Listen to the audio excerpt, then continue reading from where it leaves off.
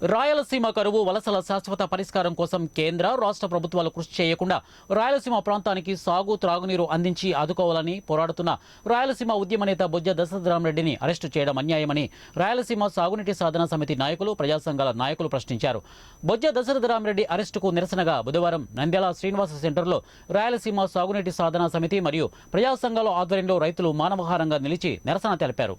ఈ సందర్భంగా రాయలసీమ సాగునీటి సాధన సమితి ఉపాధ్యక్షులు వైఎన్ రెడ్డి, సీనియర్ న్యాయవాది బి శంకరయ్య, వైఎస్ఆర్సీపీ రైతు నాయకులు బెక్కెం రామసుబ్బారెడ్డి, ఇప్పల చిన్న తిరుపతి రెడ్డి, టీడీపీ రైతు నాయకులు బాలేశ్వర్ రెడ్డి, రవిబాబు, గడివేముల మండల రైతు నాయకులు సంజీవరెడ్డి, పాణ్యం రైతు నాయకులు మురళీధర్ రెడ్డి, బండి ఆత్మకూరు మండల నాయకులు లాయ కృష్ణారెడ్డి, మహానంది మండల నాయకులు, మున్సిపల్ కార్మిక సంఘం నాయకులు షణ్ముఖరావు, జిల్లెల శ్రీరాములు తదితరులు మాట్లాడుతూ నంద్యాల జిల్లా కొత్తపల్లి మండలం సంగమేశ్వర పుణ్యక్షేత్రం సమీపంలోని సిద్ధేశ్వరం గ్రామం వద్ద కృష్ణానదిపై అలుగు నిర్మిస్తే సుమారు 60 టీఎంసీ నీరు నిలిచి రాయలసీమ ప్రాంతానికి సాగు త్రాగునీరు అందుతున్నాయని అన్నారు. రాయలసీమ సాగునీటి సాధన సమితి, రాయలసీమ ప్రజా సంఘాల ఐక్యవేదిక పిలుపు మేరకు బొజ్జ దశరథరామిరెడ్డి నాయకత్వంలో 2016 మే 31వ తేదీన రాయలసీమ ఉమ్మడి 4 జిల్లాల నుంచి సుమారు రాయలసీమకు నీరు రాకుండా చేస్తోందని, దీన్ని రాష్ట్ర ప్రభుత్వం అడ్డుకోవడం లేదని బొజ్జ దశరథరామిరెడ్డి రాయలసీమ వ్యాప్తంగా ఉద్యమం చేస్తున్నందుకు అరెస్టు చేస్తున్నారా అని వారు ప్రభుత్వాన్ని ప్రశ్నించారు.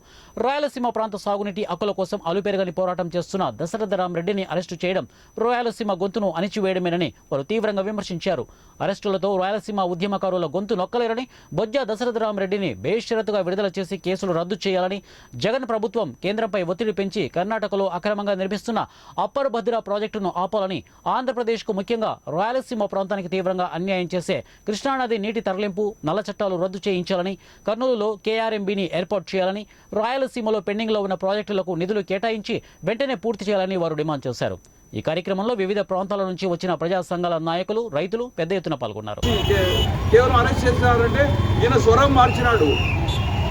రైతులకు జరుగుతుండే అన్యాయాన్ని గురించి బహిరంగంగా చెప్తున్నాడు కాబట్టి గవర్నమెంట్కు దీనివల్ల నష్టం జరుగుతుందనే ఉద్దేశంతోనే ఆయన బెదిరించడానికి, రైతులను బెదిరించడానికే కేవలము ఈ అరెస్టులు జరిగినాయని చెప్పి మేమందరం ఖండిస్తున్నాము.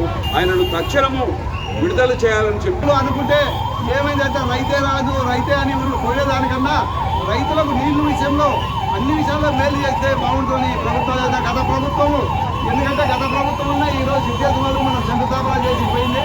దానికోసం ఈ కేసు ఇప్పటి వరకు ఆయన చేయడు, ఈయన చేయడు, ఎవరు చేయరు. రైతులు రాష్ట్రం నాశనమైపోయిన పరిస్థితి కాబట్టి ఈరోజు వచ్చే విడుదల చేయకపోతే వచ్చే పరిస్థితి